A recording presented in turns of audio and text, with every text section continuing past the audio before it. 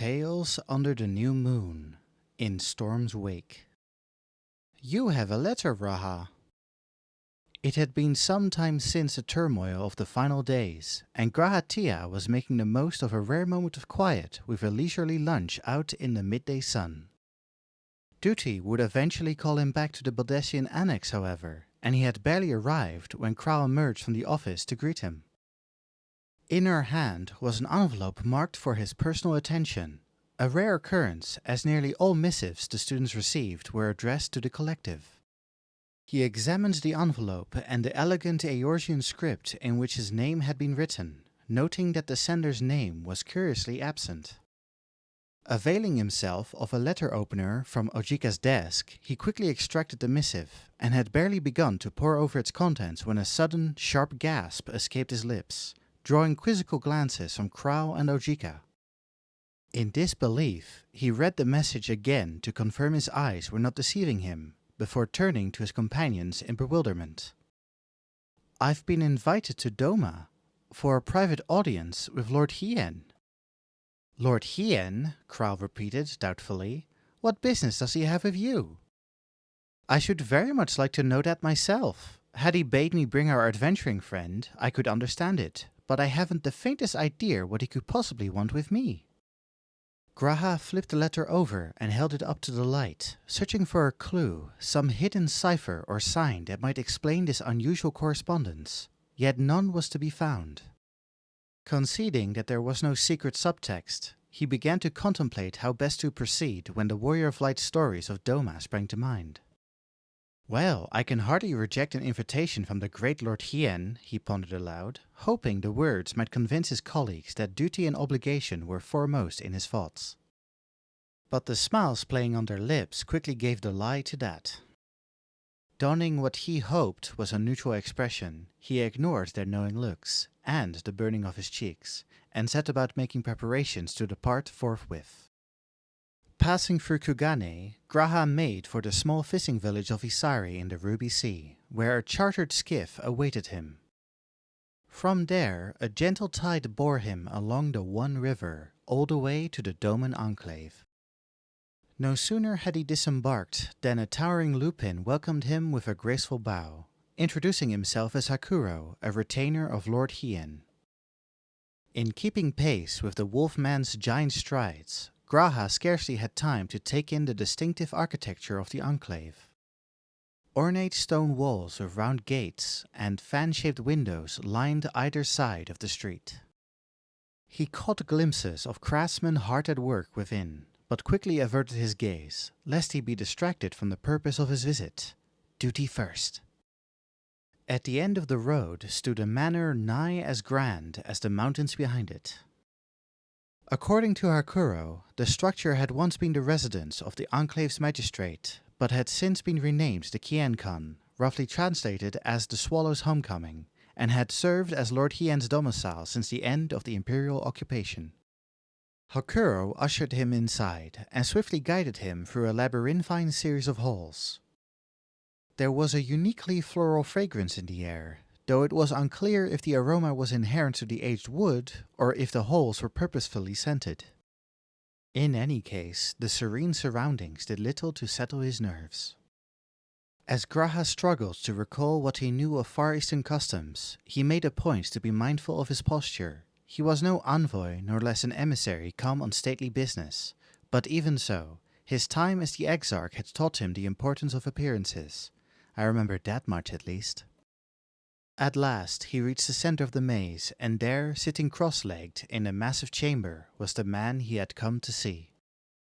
"Well met, friend. Pray accept my apologies for bringing you all this way," Hien said with a warm smile. They had met once before, when the leaders of the Eorzean Alliance held council on the matter of the Telophoroi. Graha had been thrilled to meet the man he'd only read about, a hero from an altogether different book of history. It was a tale that would thankfully never come to pass, and he knew all too well it served no purpose to entertain stories from its tattered pages. Thus he endeavored to separate the man from the myth, electing simply to introduce himself as the newest member of the Scions. Since their first meeting, Graha had known the Doman Lord to be every bit as impressive as the heads of the other city-states. Yet seeing him there in the Qiankan, framed by the imposing ink painting of Yangsha, the man seemed somehow larger than life. Blinking, Graha reminded himself that Hien had been born a year after the annexation of Doma, which would make them the same age, but his demeanor betrayed no hint of youth. Graha could only imagine the hardships he must have endured in his childhood to foster such presence of mind. It was no trouble at all. I am most grateful for the invitation, though I am not sure what I could have done to deserve such an honor. Is it truly me you wish to see? But of course, there is a matter upon which only your counsel will suffice. The young lord gestured for Graha to sit, and he gratefully obliged, curious to hear what his host had to say. As Hien explained it, the seeds of change had begun to quicken in Garlemald, and Ratadhan, having reopened trade with the ravaged nation, was now organizing a summit between the leaders of the resurgent Garlean community and the dignitaries of various surrounding countries. And, lest he further strain relations between Doma and Garlemald, Hien wished to gain insight into the Empire's present state. The acting viceroy of Locus Aminus, or Corvos as it had formerly been known, would be in attendance, and intelligence regarding the province was therefore of particular interest. Recalling that Thancred had infiltrated Locus Aminus during the final days, and trusting none more than the Scions to keep an accurate account of events in the midst of such chaos, Hien had reached out to the grizzled rogue for any information he might care to disclose. Imagine my surprise when he told me there was another Scion better suited to the task, one who not only joined him on the mission, but hailed from Corvos besides. Graha nodded slowly. Be that as it may, I was brought to Charlayan as a child, and have had little contact with Corvos since. I fear what knowledge I can provide may not prove as useful as you hope. 'Tis not uncommon for those of us born in the provinces to become estranged from the land of our birth, Hien replied with a knowing smile. But I am eager to hear whatever you are able to share. To this, Graha gave a self-deprecating shrug, and after a moment's thought, resolved to start with what he knew best, the province history. If one were to ask who the land belongs to in the very beginning, both Corvosi and Garlean would surely claim it was their own. Yet from the perspective of a scholar of Allegan history, the facts were clear to see. It was the site of a provincial city founded by the Allegan Empire more than 5,000 years ago, when the Allegans sent scores of Mikote slaves to till the fertile land south of the continent of Ilsapard. After numerous umbral calamities and centuries of war over territory and resources, however, only the Garleans and Corvosi had remained, and it was the latter who had subsequently driven the Garleans into the frigid northern wastes, where they would live in obscurity for 800 years. This lengthy exile had lasted until roughly 60 years prior to the present day, when Legatus and future Emperor Solus Zosgalvis harnessed the power of Magitech to revolutionize the Garlean military. In the name of reclaiming their ancestral homeland, he marched Garlemald's great army south to crush their former nemesis, who could find no answer to the might of the Empire's machina. After brutally subjugating the Corvosi, the Garleans wiped the name of Corvos from all records, retitling it Locus Aminus. As the only province in the history of Garlemald to have its name entirely erased, it was clear the Garleans were not above holding a grudge.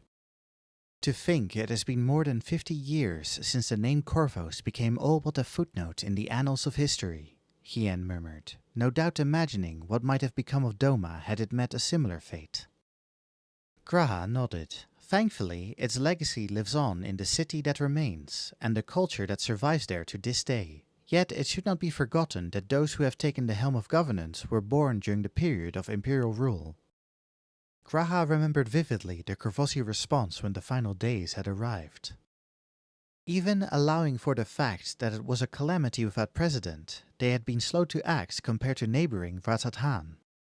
Not that this was entirely surprising. After Garlemald's destruction, a Corvosi youth, one notably not of Garlean descent, reported that the chain of command had quickly disintegrated once contact with the homeland had been lost. Hien closed his eyes and exhaled slowly as he considered Graha's words. When at last we won our liberty from the Garleans, Doma had been an imperial province for 25 summers. Alamigo for 20. But had either nation borne the Empire's yoke for another 10, or even 1, who's to say we would have prevailed? He paused for a moment, staring at the polished hardwood floor. 'Tis difficult, after all, to find the strength to fight for a way of life few still remember.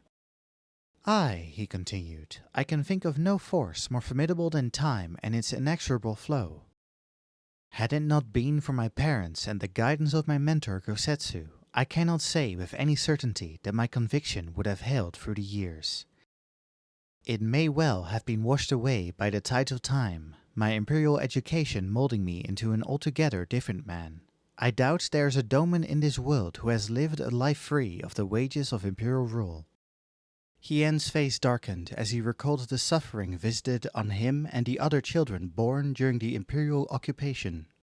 Without imperial citizenship, domans and Alamegans alike had become foreigners in their own land, branded savages by their subjugators. The only reprieve to be had from their mistreatment came from citizenship, which could only be obtained through distinguished service in the military. Yet to gain the favor of their oppressors was to invite the contempt of kith and kin, to be labeled a loyal hound of the empire. And so, from their earliest years, they struggled amidst a maelstrom of anger and resentment to discover who they were, Doman, Alamegan, or Garlean. Their elders might speak of halcyon days, but how were they to understand that which they had never known? There was only the empire. A dreary silence fell upon the room. Graha breathed deep of the calming floral aroma in the air, wondering how he might lighten the mood. After a moment of searching, an answer came to him.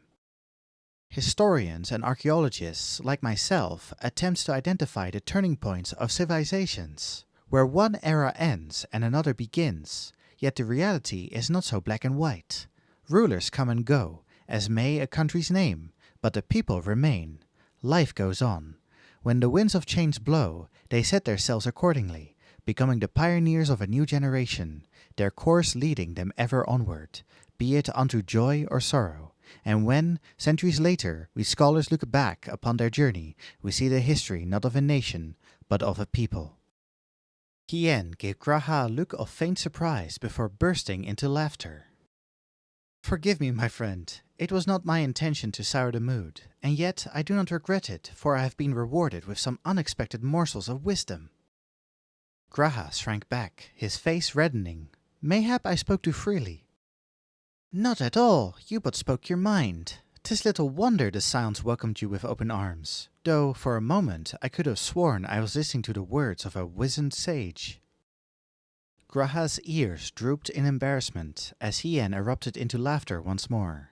At length the young lord gestured apologetically and fixed Graha with a grin. 'Tis as you say, we must not fear change, but accept it as a part of life. The Doma beloved by our ancestors, like our own, and that of our progeny, shall all become part of a single shared history. His grin fading, Hien gazed past Graha as if peering into the future. It was a look Graha knew well. He had seen it on the faces of other brave souls who, no matter the hardship or danger, never strayed from their course. Brave souls who had saved the very star. Recalling them, Graha pictured the Doma of tomorrow. Whatever lay in store for this liberated land in the era Hien and his people would help to shape, he looked forward to seeing it.